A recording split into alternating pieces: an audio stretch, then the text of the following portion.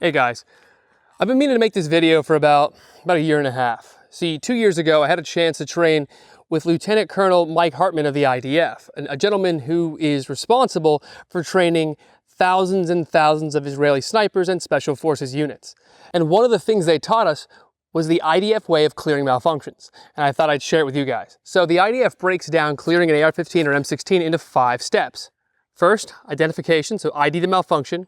Second is move. Third is clear the malfunction. Fourth is reload. And fifth is to re-engage.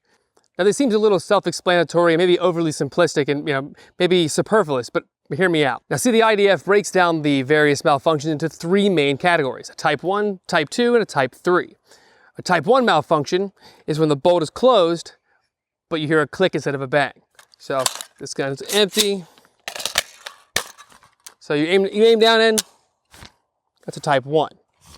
What's a type 2? A type 2 is when the bolt is neither open nor closed. So I've induced this malfunction. Now watch. Now you'll see the bolt is neither open fully nor closed fully. It's a type 2 malfunction. Now, a type 3 malfunction is bolt locked open, magazine empty. So the obvious solution to that is, reload. But I'll get into the methodology they have here in a second. So in the IDF, they say the first step is to identify your malfunction. So first thing you do, clear, is after pulling the trigger and unsuccessfully firing a round, is to look, right? Figure out what's going on. Is it a type 1, type 2, type 3? Now, based on what you determine, what kind of malfunction it is, that'll determine your next course of action. If it's a type 1, simply tap, pull, rack, bang, right? That's only for the type 1. For the other types, you want to move immediately. Now there's 2 options for moving. You either want to jump into cover if you can find it, hard cover, and become completely concealed at the same time, or alternatively, if you can't find any cover, you want to take a knee. Drop this mag with retention. A little clumsy because I have it in the wrong pocket, not in a mag carrier. Okay, so for a type 2 malfunction, what I've done is I've put a 300 blackout shell casing in backwards. So I'll close the bolt on there, and we've got a type 2 malfunction right now, where the bolt is neither all the way home nor all the way back. So in the event of a type 2 malfunction, say you're in a firefight and, what's going on? Oh, type 2 malfunction. Step 2, move, get into cover. Since there's no hard cover anywhere around me, I would take a knee. Doing so is going to minimize my visibility to the enemy. So their standard procedure for clearing a type 2 is to remove the magazine with retention and then rack the action 3 times. Violently.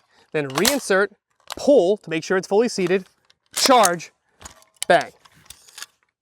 With a type 3 malfunction, you simply drop the magazine, get a fresh one, rock and roll, right?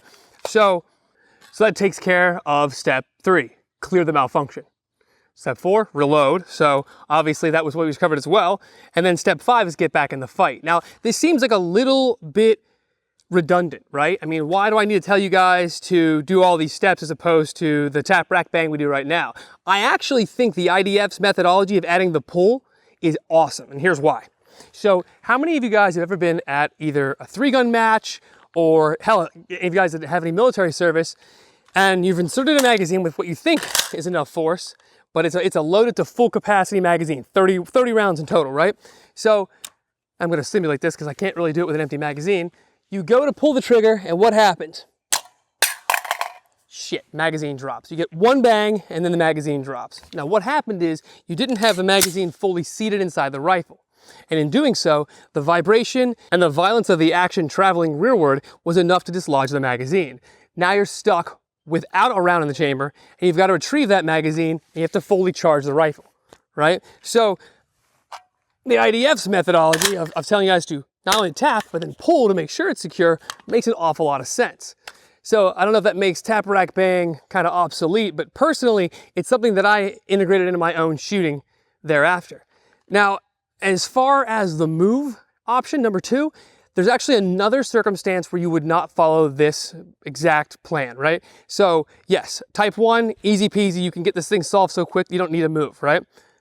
Another exception, if you have not yet made definitive contact with the enemy. So say you're in either like an ambush scenario where you're waiting for your target to appear and you go, crap, Well, he doesn't know you're there. I mean, a click is not that loud outside inside of a jungle or out in a desert. It's really not that loud, right? In that instance, just charge the weapon. Obviously, this is an empty magazine, but you get yourself back in the fight. There's no need to move.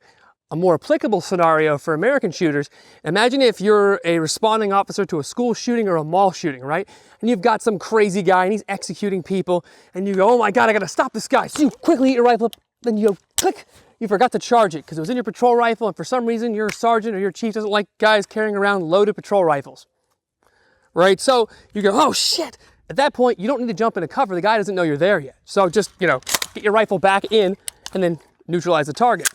Now, another thing they mentioned about that second step is if you're getting behind something that's only about yay tall, right? Or even a bush. Say you're crouching down behind a bush or you're crouching down behind like a small stone wall, right? Imagine if you would right now, there's a wall right above here. So whoever's shooting at me can't see me, right? But presumably he saw me when I first went down. So what you want to do is before popping back up to re-engage is relocate. So that could be as simple as scooting over a few feet or ideally a few yards. So when you pop up, especially if that guy's got a magnified optic, he's now got to relocate you and reacquire you as a target. This means his job is a lot more difficult and he's a lot less likely to be able to brain you the second you pop out of cover. So I know the IDF is kind of a controversial fighting force. A lot of people get really upset about what they do in the Gaza Strip, but it's still interesting to see how they approach their combat doctrine given how different of an area of operations they have compared to the US military. If you guys want to see more content and lessons I learned from the IDF, be sure to drop a comment below. And of course, don't forget to like and subscribe for more burst reviews. And if you get a chance, swing by patreon.com/burstreview and throw a few bucks our way.